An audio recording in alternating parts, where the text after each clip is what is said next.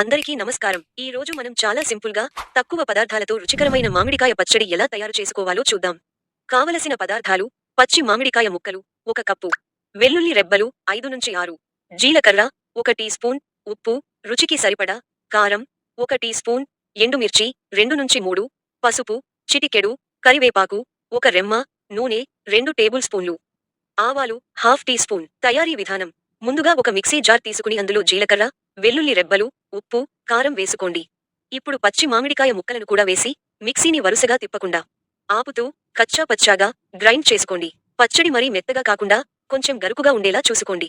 ఇప్పుడు తాలింపు సిద్ధం చేసుకుందాం. ఒక చిన్న పాన్లో నూనె వేడి చేసి అందులో జీలకర్ర, ఆవాలు, చిటికెడు పసుపు, ఎండుమిర్చి మరియు కరివేపాకు వేసి వేయించండి. ఈ వేడి తాలింపును గ్రైండ్ చేసిన పచ్చడిలో వేసి బాగా కలపండి. అంతే, మన టేస్టీ మామిడికాయ పచ్చడి సిద్ధమైపోయింది. వేడి అన్నంలో కొంచెం నెయ్యి వేసుకుని ఈ పచ్చడితో తింటే చాలా అద్భుతంగా ఉంటుంది. ఇలాంటి మరిన్ని రుచికరమైన వంటకాల కోసం మా ఛానల్ను ఫాలో అవ్వండి. వీడియో నచ్చితే లైక్ చేయండి, షేర్ చేయండి, సబ్స్క్రైబ్ చేయండి. మీ కామెంట్స్ తప్పకుండా చెప్పండి. ధన్యవాదాలు.